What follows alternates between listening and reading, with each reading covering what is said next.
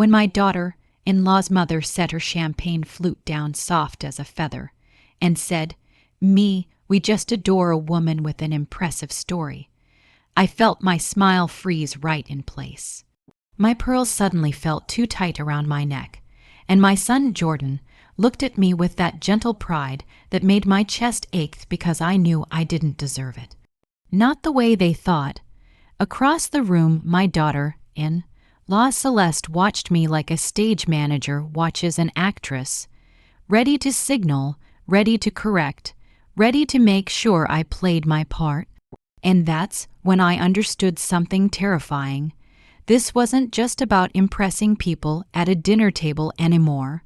This was about control. My name is me, and this is the story of how one little fake scholarship story, one lie I told to sound good enough, it turned into a trap that nearly cost me everything. So let me take you back to where it all started. I'm 62 years old, I'm a widow, and I live in a modest brick house in a small southern town where people still wave from their porches. And if you're late to church 2 Sundays in a row, somebody checks on you. My late husband, Earl, bought this house with me back when Jordan was still small enough to fall asleep in the grocery cart. Earl was the kind of man who tightened the loose hinge on the back door without being asked. He fixed things before they broke. He noticed what needed doing and just did it. And when he died 5 years ago this past October, I tried to become that kind of person too. Not because I was fearless, but because I had to be. Jordan is my oldest, always steady, always polite. The kind of boy who'd offer to carry groceries for an elderly neighbor and then shrug like it was nothing. He grew into a man with the same kind eyes and the same quiet strength. And then he met Celeste. Celeste came into our lives like a fresh coat of paint.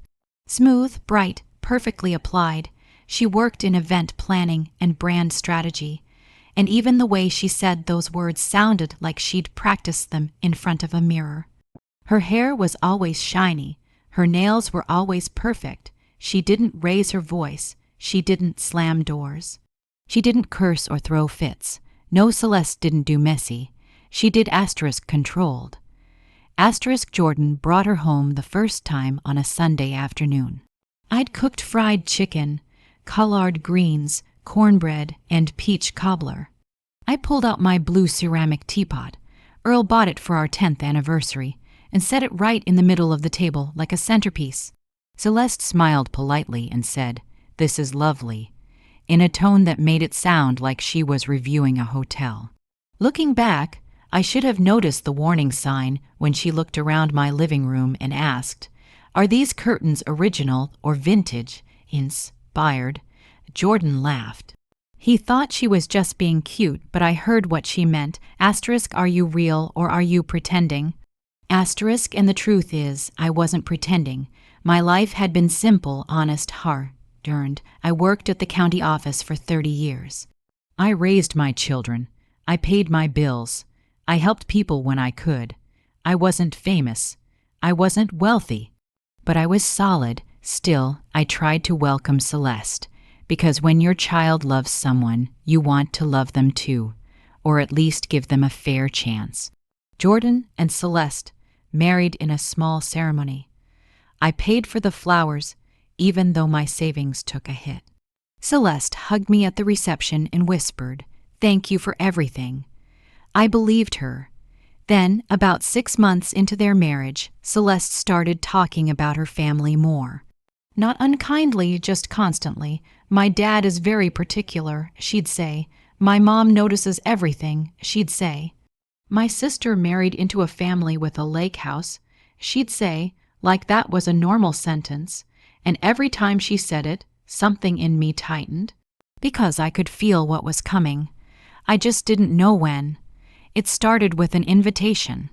Celeste came over one Saturday afternoon, holding a hardback notebook with little tabs sticking out, like she'd been organizing a corporate takeover. She sat at my kitchen table, the table Earl sanded down and refinished with his own hands one summer, and she opened that notebook like she was about to conduct an interview. Me, she said, my parents are hosting a family dinner next weekend. They want to get to know you better. My stomach fluttered. Well, that's nice, I said.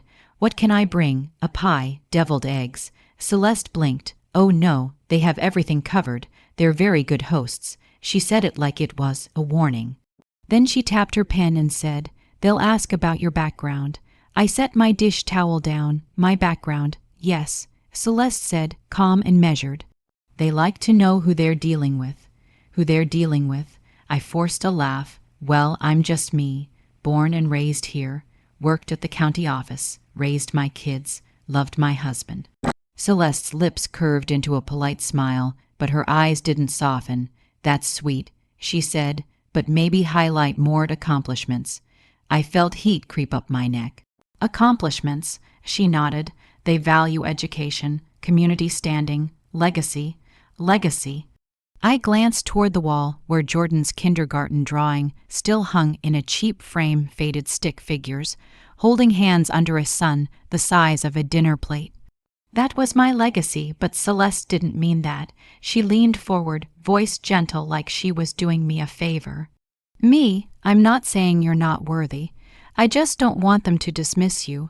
Dismiss you. I stared at my kitchen table. The scratches on its edge from years of life.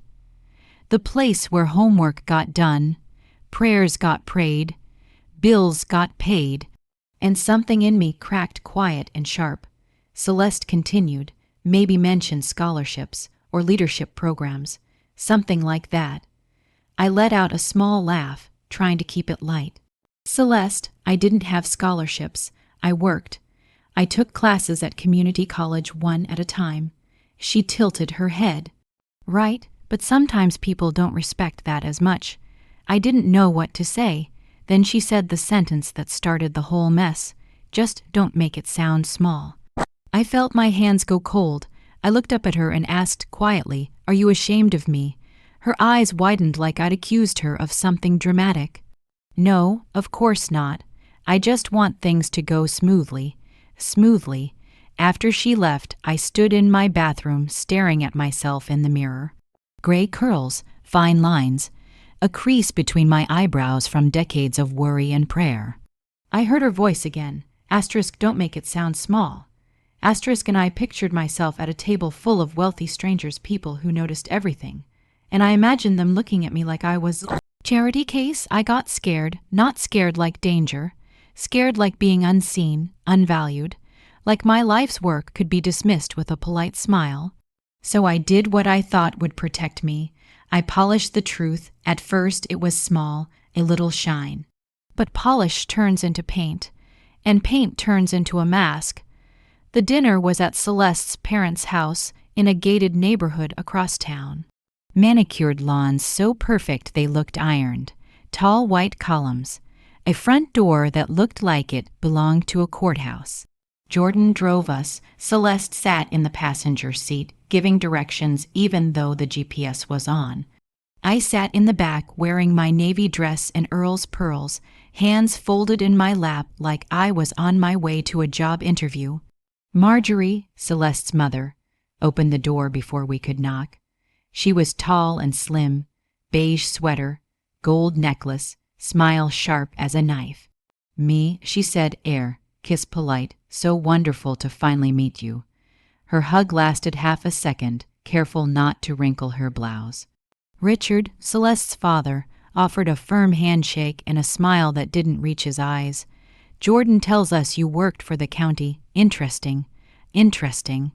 Like I'd said, I collected spoons. The dining room table was long and polished, set with swan folded napkins and sparkling glasses. Everything smelled like lemon and expensive candles. We ate. They talked about investments, vacations, boards, and committees. I smiled and nodded, sipping water because wine makes my cheeks flush.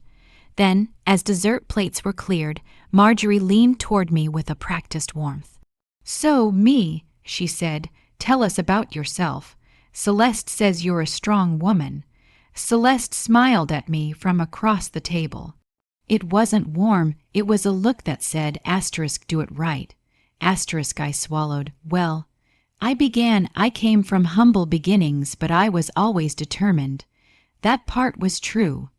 I did very well in school, I continued, and I was offered opportunities, scholarships. The word felt heavy in my mouth. Richard's eyebrows lifted. Scholarships. I nodded. Yes, a full scholarship opportunity, actually. The lie left my lips like a bird flying out of a cage. And the room changed. Marjorie leaned in, Adriana, Celeste's sister. Looked impressed. Richard's eyes softened just slightly, like I'd finally spoken their language. "What program?" Marjorie asked. My heart pounded. It was a local program connected to a larger university system. I said quickly. "Very competitive." Adriana smiled. "Wow, that's incredible." And right then, Lord forgive me, I felt it. Approval, like warm bread, like being chosen, so I kept going. I talked about leadership training. I hinted at mentorship. I made my county job sound like I had influence I never had. Jordan watched me, confused but quiet. Celeste's smile grew brighter with every sentence. Then, after dessert, we stood in the sitting room. Richard took a sip of coffee and said, I have a friend on the board of a scholarship foundation. It sounds like you were part of something similar. Do you remember the name of the program?" My stomach dropped so hard my knees almost buckled. I could hear a clock ticking somewhere. I could smell the coffee and feel sweat prickling under my pearls. Celeste stepped in, laughing lightly. "Oh, Dad, you're always networking." Me doesn't have to remember every detail. She saved me. But in that moment, I realized something that made my skin prickle. She knew it wasn't true. And she didn't stop me. She encouraged it, because my lie wasn't just covering me. It was serving her. 3 days later, at exactly 3:47 p.m., Celeste called. And what she said told me my lie was no longer a private shame. It was now a job I was expected to perform. The phone rang while I was folding laundry. Sunlight poured through my kitchen window, catching dust motes like little floating stars. I remember because I stared at that light like it might steady me. "Caller ID, Celeste, hey, honey," I said. Her voice was bright, too bright. "Hi, are you busy?" "Just folding clothes."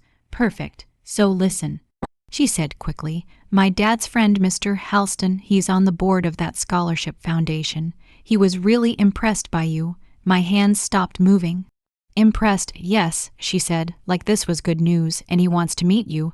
There's a brunch this Saturday. My parents are hosting, small, a few board members." My throat went dry. "Celeste, it'll be fine," she said. "You just need to tell your story again, like you did at dinner. They loved it." I took a shaky breath. "Celeste, I may have exaggerated some things." There was a pause, then she laughed. Dismissive, like I'd said something silly. Everyone exaggerates. It's called presenting yourself well. "But they want details," I whispered. "Names, programs, you'll figure it out," she said, voice sharpening. "Just don't embarrass Jordan." There it was. Not *don't hurt yourself. *don't embarrass Jordan. I swallowed. "Why are you doing this?" Celeste exhaled, impatient. "Because my family respects prestige, and now they respect you. Do you want to ruin that?" I stared at my laundry basket. My fingers tingled with cold. "This is wrong," I said quietly. Celeste's voice cooled. "What's wrong is making my family think I married into mediocrity." Mediocrity? I felt my heart thud once, heavy as a stone. "Is that what you think I am?" I asked. Celeste didn't answer right away. Then she said, almost casually, "Don't take it personally. It's just perception. Perception." When we hung up, I sat down at my kitchen table and pressed my palm to the wood like I could pull strength out of it. I wanted to call Jordan and confess everything, but shame is a strange thing. It makes you quiet when you should speak. So I tried to fix it alone. The next morning, I drove to the library. I told myself I was researching. But if I'm honest, I was trying to build a believable lie out of scraps. I sat at the computer and typed, "Local scholarship program, Leadership University County," and nothing matched my story. Not even close. A young librarian came by and smiled, finding everything okay. I forced a smile, just looking up some old programs. Old programs. Old lies. I printed pages anyway, some foundation that existed. Some leadership initiative from years back. I thought maybe I could shift my story gently, steer it into something true enough not to collapse. But lies are like loose threads. The more you tug, the more they unravel. That afternoon, my neighbor and best friend, Darlene, called. Darlene is the kind of woman who tells the truth even when it's uncomfortable, especially then. She's been my neighbor 20 years, and she's seen me cry on my porch and laugh in my kitchen. "Me," she said, "you sound tight. What's going on?" I almost told her. My throat burned with it, but I said, "Just family stuff." Darlene snorted. Family stuff is never just family stuff. 2 days before the brunch, Celeste came over unannounced. She walked into my kitchen like she belonged there, carrying a folder. "I made something for you," she said brightly. I stared at it. "What's that?" "A little outline," she said, opening it and sliding it across the table. "Your story, scholarship, leadership program, county work." I added some impressive details. My stomach turned. I flipped through it. It looked like a resume, but it wasn't my life. It said I'd graduated with honors. It said I'd been recognized by state officials. It said I'd led community development initiatives. I looked up at her. "This isn't me." Celeste's eyes narrowed. "It can be. It's just framing." I pushed it back. "No." Her smile vanished. "Me. My father has already told people about you. Do you understand what it would look like if you backed out now?" "It would look like the truth," I said. Celeste leaned in, voice low and cold. "The truth is not always what people respect." Something in me rose quiet and old. I said, "Respect built on lies is not respect. It's a trap." Celeste stood slowly, like she was done pretending. "You're going to regret this," she said. Then she walked out, closing my door with a polite click that felt louder than any slam. I sat there, shaking, because I finally understood. This wasn't about me being nervous at a dinner. This was about Celeste managing image at any cost, and I was the cost. But what I didn't know was that my lie had opened a door to something worse. Something financial, something calculated, and it was already moving in the dark. 3 days later, Jordan came by alone. That alone told me everything. He stood in my doorway with his hands in his pockets, eyes tired. "Mom," he said gently, "can we talk?" I stepped aside. "Of course, baby." He sat at my kitchen table and looked around like he was trying to remember what safety felt like. Then he said, "Celeste told me you embarrassed her." My chest tightened. "Is that what she said?" Jordan nodded slowly. "She said you lied to her family, and now you won't follow through at the brunch." I took a deep breath. "Jordan, did she tell you she brought me a folder of lies to keep it going?"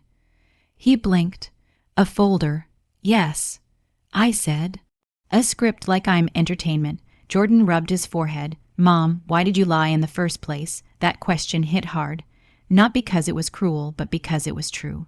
I looked down at my hands because I felt small. I admitted because I wanted to belong. Jordan's eyes softened. Then he said, "Celeste says her dad's friend might connect you to some foundation work. Board opportunities. It could look good for us. For us." I repeated quietly. Jordan hesitated. "Her parents are offering to help us with a bigger house, down payment, but they want stability, like family stability." I frowned. "What do you mean?" Jordan looked away. "They asked if you'd consider doing things like a family trust later, just to show everything is structured, a trust." My stomach twisted. "Jordan," I said slowly, "has Celeste asked you to get me to sign something?" "No," he said quickly. Then softer, "Not exactly, not exactly." I stood and went to my desk drawer. I pulled out a stack of mail. And that's when I saw a letter I'd ignored. A consultation reminder from a financial advising firm. An appointment scheduled under my name. At Celeste's father's recommendation. My hands trembled. Jordan stepped closer. Mom. I held the letter up. Did you know about this? He frowned. No. But his voice wavered, and that's when my memory snapped back to something that made my blood chill. 2 months earlier, Celeste had offered to help me organize paperwork. She'd sat right here at this table with her laptop, asking about my accounts, my insurance, my mortgage. She'd watched me type. I thought she was being helpful. Now I saw it differently. This wasn't kindness. This was access. How could I have been so blind? I thought. This wasn't a mistake. My gut told me. This was a plan. Then Jordan's phone lit up on my table, one quick glow. A message preview from Celeste. Make sure she doesn't talk to anyone, and do not let her cancel Saturday. My blood turned to ice. I didn't touch his phone. I didn't have to. I'd seen enough, and right then, I made a decision. If Celeste wanted a performance, I would give her one. But it wouldn't be the one she expected. That night, I finally told Darlene everything. She came over still wearing her grocery store uniform, hair wrapped in a scarf, eyes sharp. I sat her down at my kitchen table and said, Darlene, I lied. Her eyebrows shot up. About what? So I told her the dinner, the scholarship story, the brunch, the folder, the trust talk, the financial letter, the text on Jordan's phone. Darlene listened, arms crossed tight. When I finished, she said, Me, honey, that girl is setting you up. I swallowed. I know. Darlene leaned forward. You need a lawyer today. I don't want to blow up Jordan's marriage, I whispered. Darlene's voice softened, but her eyes stayed hard. Me, they are blowing it up. You're just finally hearing the explosion. I barely slept. I lay in bed listening to my ceiling fan, thinking about Earl. Earl used to say, Me, kindness without boundaries is just self-abandonment. I realized I'd abandoned myself to keep peace. No more. At exactly 8:13 a.m., I called an attorney recommended by a church friend. His name was Lyle Henderson. Calm voice, no rushing, no judgment. He asked me, Have you signed anything recently? Power of attorney, beneficiary changes, trust documents. No. I said quickly. Good, he replied. Do they have access to your accounts, passwords, logins? My stomach turned. I'm not sure. I admitted. He said, We're going to make sure today. Change every password, freeze your credit, gather every document, bank statements, insurance, your property deed. I felt fear, but underneath it, relief. Because I finally had a map, I spent that day changing passwords like my life depended on it because maybe it did. I called my bank and asked for extra security. I placed a fraud alert. I printed statements. Then I checked something I hadn't checked in years. My life insurance beneficiary, I logged in and I froze. The beneficiary had been changed not to Jordan, not split among my children, to Celeste. My hands started shaking so hard I had to sit down. I whispered, No, no, no. I called the insurance company. The representative said, Yes, ma'am. It looks like it was processed online about 6 weeks ago. 6 weeks. The same time Celeste had been helping at my table. I said, steady but shaking, I did not authorize that. The rep paused. Ma'am, it was done with your login credentials. That's when hurt turned into anger, not loud anger. Focused anger. I called Mr. Henderson, and he answered even though it was after hours. When I told him, his voice tightened. Me, this is fraud. We're going to document everything. Do not confront her alone. Do not warn her. I swallowed. What do? We let her think she's in control, he said. Then we act legally. I sat in my quiet house and felt something rise in me. Something strong, something steady. Celeste had crossed a line, and I had reached my last straw. But what happened next shocked even me, because Celeste didn't just want me quiet. She wanted me obedient. The very next day, Celeste called again. Her voice was sweet, too sweet. Me, I was thinking Saturday will be wonderful. My parents are excited. I picked out an outfit suggestion for you. I stared at my phone like it had grown teeth. Outfit suggestion. Yes, she said. A cream blouse, maybe, softer, more elevated, elevated. I kept my voice calm. Celeste, I'm not going to that brunch to tell lies. There was silence. Then she said, slow and cold, Me, you already started this. If you stop now, you'll make all of us look foolish. All of us, she repeated as if I belonged to her now. I took a breath. Celeste, you changed my insurance beneficiary. A sharp inhale. Then she laughed, quiet and dangerous. What are you talking about? I checked. I said, it was changed to your name. Celeste's voice softened into something syrupy. Me, you must be confused. Sometimes those systems, I call the company. I said, silence again. Then she said, if you want to accuse me of something, you better be careful. Careful. I felt a chill. Are you threatening me? Celeste sighed as if I was exhausting her. I'm saying Jordan loves me, and Jordan wants peace. You don't want to come between that. There it was.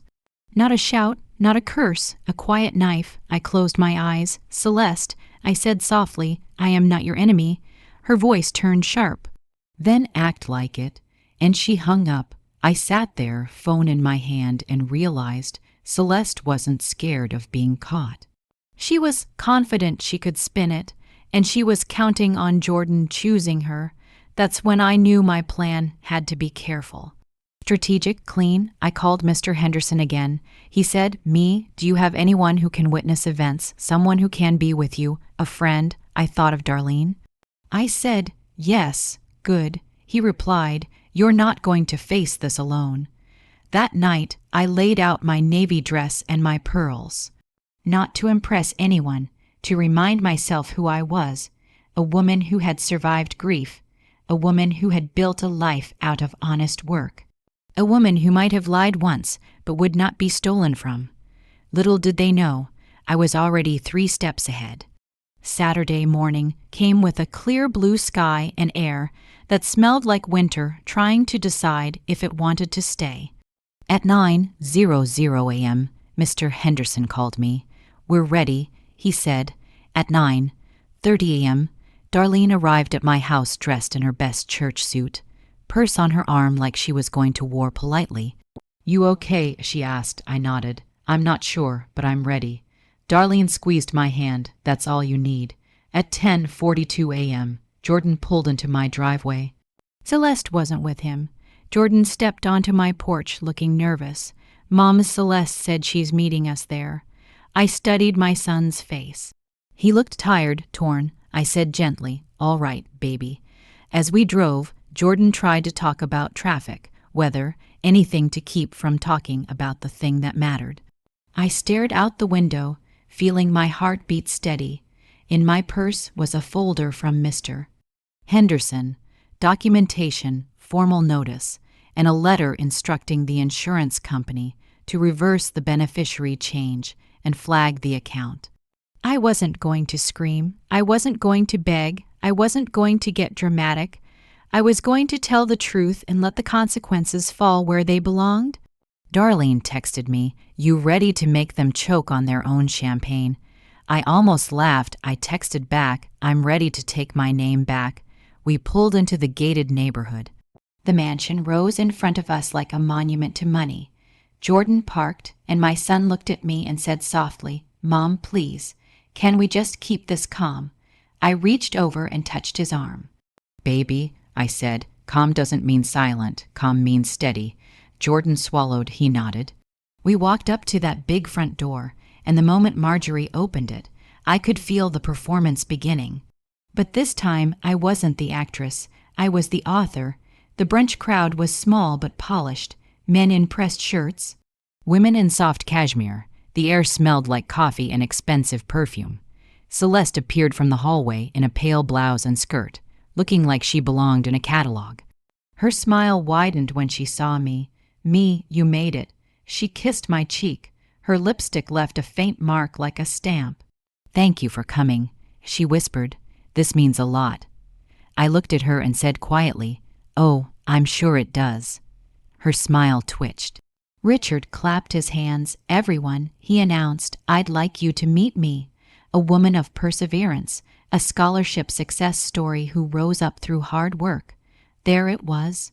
My lie spoken like a medal. Everyone turned toward me. Celeste stepped closer, her hand settling lightly on my arm as if to guide me. Just like we practiced. Her eyes seemed to say. Jordan stood beside me, tense. I took a deep breath and stepped forward. "Thank you," I said, voice steady, "but I need to correct something before we go any further." The room quieted. Marjorie's smile stiffened. Richard's eyebrows lifted. Celeste's whisper cut through the air like a thread pulled tight. "Me don't." I kept my gaze on the group. I did not have a full scholarship. I worked. I took classes one at a time. I got nervous at dinner. I felt judged, and I tried to sound more impressive. A few guests shifted uncomfortably.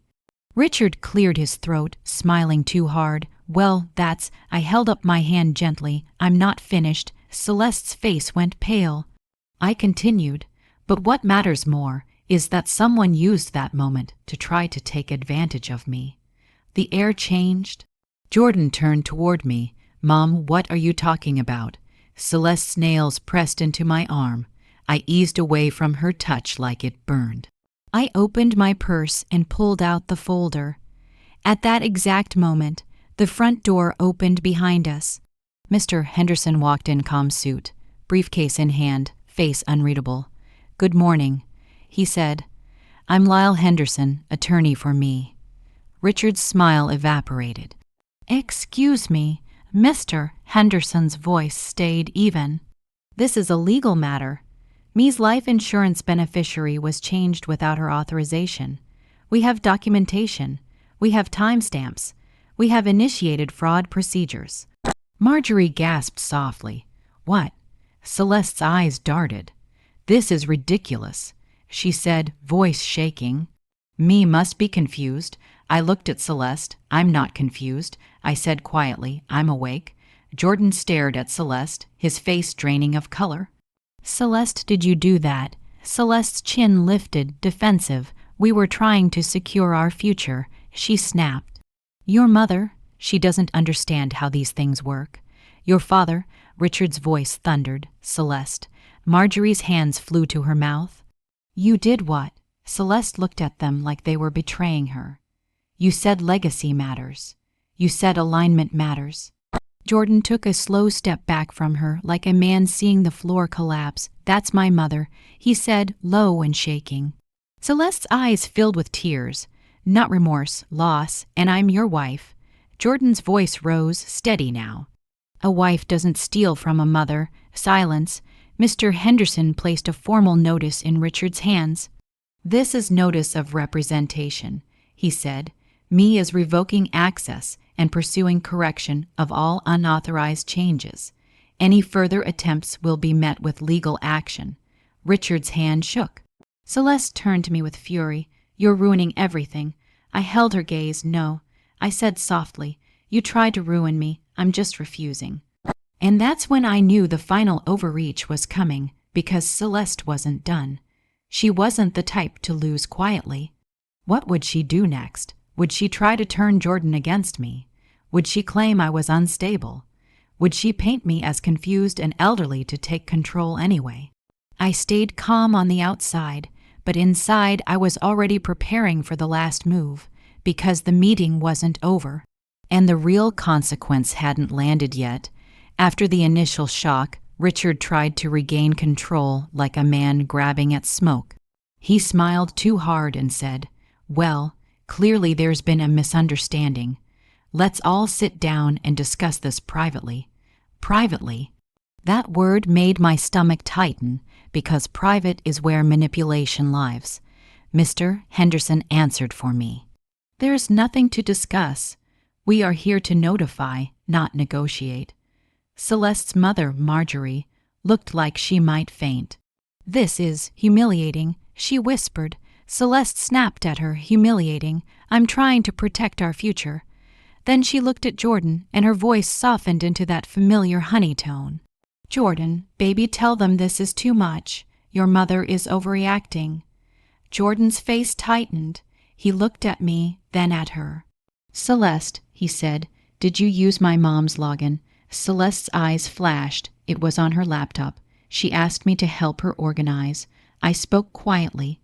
I asked you to help me organize papers. I did not ask you to put your name on my policy. Celeste's voice rose, still controlled but sharper. I didn't think you'd even notice. That sentence landed like a stone in water, because it told everyone at once what she truly believed, that I was too old.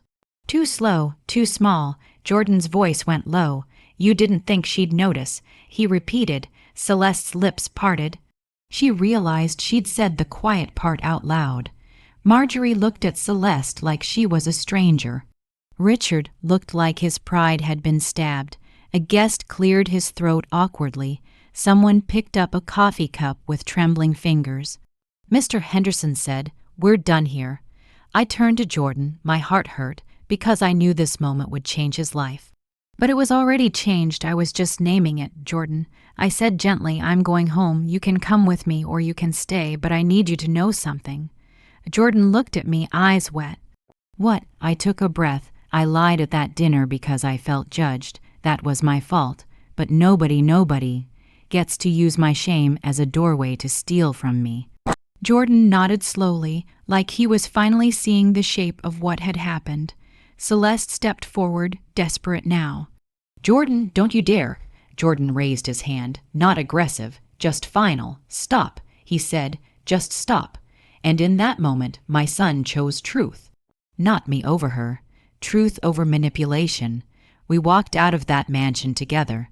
Me in my pearls, him with his shoulders slumped like a man carrying grief. And as we crossed the threshold into sunlight, I felt something I hadn't felt in months. Not triumph. Peace, but the story wasn't finished, because consequences don't land all at once. They land like dominoes. And the next domino was about to fall. By Monday morning, the insurance company had officially flagged the beneficiary change as fraud. Mr. Henderson sent a letter demanding immediate reversal and additional security measures, and the company complied. But Celeste didn't go quiet. She called Jordan nonstop. She sent long messages. She posted a vague social media quote about betrayal and toxic mothers. I didn't respond. Not once, because the woman who thrives on drama wants you to feed it, and I was done feeding her. Jordan came to my house that Tuesday evening at 6:12 p.m. I remember the time because I was stirring a pot of beans on the stove, and the smell filled my kitchen like comfort. Jordan walked in looking older than he had a week ago. He sat at my table and said, "Mom, I think Celeste is trying to say you're not well." My spoon stopped mid-stir. "Not well?" Jordan nodded. "She said you're confused. She said you're paranoid. She said maybe you shouldn't manage your own finances." There it was, the final overreach, the thing I feared. I set the spoon down carefully. "Jordan," I asked softly, "do you believe her?" Jordan's eyes filled. "No," he whispered, "but she's telling her family it's true." I took a deep breath. Then we respond the right way. Jordan frowned. "How?" I reached into my folder because, yes, I kept one now, and pulled out a document. "Mr. Henderson helped me prepare something," I said. Jordan leaned in, reading. It was a statement, formal, legal, calm, affirming my mental competence, my independent decision-making, and documenting the fraudulent attempt to change my beneficiary and the corrective actions taken. In other words, a paper shield. Jordan swallowed hard. "Mom," I touched his hand. "Baby, I'm not doing this to hurt you. I'm doing this to protect us both, because the next step after calling a woman confused is trying to take her rights." Jordan's face tightened. "I didn't know." "I know," I said. "That's why we're handling it clean." Mr. Henderson filed a formal complaint regarding unauthorized access. The insurance company documented it. The bank documented my security changes. Everything was on paper. Celeste could say what she wanted, but the truth was now anchored. And when Celeste realized she couldn't control the narrative anymore, she tried something else.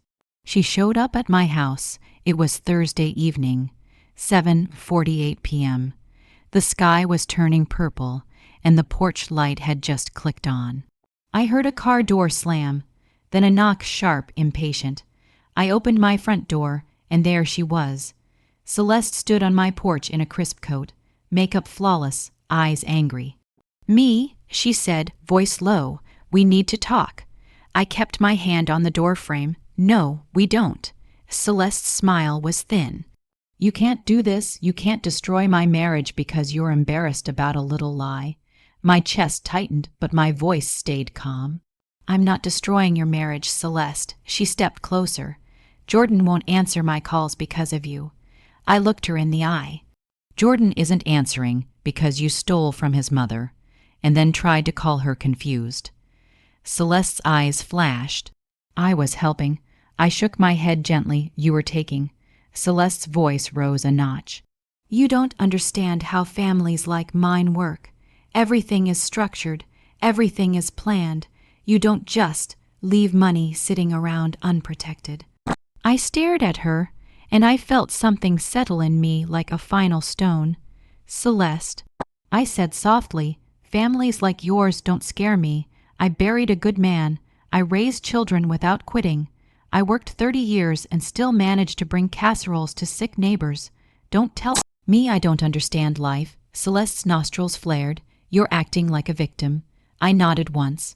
"I was vulnerable." I said, "That's not the same thing." Celeste's eyes darted past me into my living room. "Are you alone?" I didn't miss that. I felt it like a cold breeze. I said, "Darlene is in my kitchen." That was true. Darlene had come over to watch a movie, but I wasn't ashamed to use the truth as protection. Celeste's face tightened. "Of course she is." I kept my voice steady. "Celeste, I'm going to say this once. You are not welcome here. Any communication goes through the attorney." Celeste laughed, a sharp, brittle sound. "You really think you can win this?"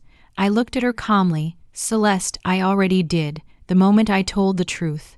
Her eyes glistened, but there was no softness in them. "You're going to regret humiliating my family." I leaned slightly forward, still gentle. "You humiliated your family," I said. I just stopped covering it. Celeste stared at me for a long moment, then her mouth twisted into a cold smile. "Fine," she said. "If you want war, you'll get it." I didn't raise my voice. I didn't flinch. I said, "Celeste, I don't do war. I do boundaries." Then I closed my door. My heart pounded, but my hands didn't shake, because I knew the next part was already in motion. Jordan had filed for separation the day before, and Celeste didn't know yet. Jordan came over the next morning at 9:22 a.m., eyes red but steady. He sat down and said, "Mom, I filed." I felt tears sting my eyes. Not because I wanted their marriage to end, but because I knew how much it hurt him. I reached across the table. "I'm sorry," I whispered. Jordan shook his head. "No," he said, "I'm sorry. I should have protected you sooner." I squeezed his hand. "You're protecting me now. That's what matters." Within the week, Celeste's tone changed. The sweetness came back because it always comes back when the leverage is gone. She sent me a message that read, "I'm sorry for any misunderstanding. Can we please move forward as family?" Misunderstanding. Like a beneficiary change was a typo. I didn't respond. Mr. Henderson responded with formal language, reminding her of the legal boundaries and instructing her to cease contact. Celeste tried to recruit sympathy from church ladies and community folks, but the South is funny. We smile polite, but we notice patterns. And people noticed. They noticed Celeste always spoke in polished sentences, but never sounded sincere. They noticed Jordan looked lighter as weeks passed. They noticed I stopped shrinking, and then the real justice landed in the simplest way. Celeste lost access. Not just to my accounts, to my influence, my support, my silence, my willingness to cover for her. She lost the thing she had counted on most. My compliance. Jordan moved into a small apartment for a while. He came over Sundays again. Sometimes he'd just sit at my kitchen table, and stare at the wood like it was the only steady thing in his life. One Sunday afternoon, he said quietly, "Mom, I didn't realize how much I was trying to keep her happy." I stirred sugar into my tea and said, "That's what controlling people do, baby. They make you think peace is something you earn by giving up pieces of yourself." Jordan nodded slowly. Celeste never apologized, not once. Her parents sent a short typed note saying they were disturbed and hoped all parties could move forward. No apology. Just a desire to forget. But I didn't need their apology to heal. I needed my own respect back, and I got it. I secured my accounts. I updated my passwords. I wrote down my wishes clearly. What goes where, to whom, and why. I made sure Jordan understood boundaries and paperwork. Not because I didn't trust him, because I wanted to protect him from ever being manipulated again. Life returned to its quieter rhythm. The blue ceramic teapot went back to the center of my table, not as a centerpiece for impressing someone, but as a reminder of home. If you're listening to me right now, maybe you've been in a room where you felt small. Maybe you've tried to dress up your life so someone would finally nod and say you mattered. I'm not here to shame you. I understand the fear of being dismissed. I understand the temptation to polish the truth until it shines. But I learned something the hard way. A lie doesn't protect you. It marks you, and people who are looking for weak spots will use that mark like a door handle. I also learned this: silence doesn't mean weakness, but silence can become a cage if you use it to hide what's happening to you. Family isn't about blood or marriage certificates. Family is who treats you with dignity when nobody's watching. So if someone is pressuring you, using you, trying to rearrange your life for their comfort, please hear me. You are allowed to say no. You are allowed to tell the truth. You are allowed to protect what you worked for. Thank you for listening to my story. If this resonated with you, tell me in the comments what would you have done in my shoes. And if you've ever felt judged by people who only respect prestige, I'd love to hear your experience too. Until next time, remember, every story has a lesson, and yours might be just beginning.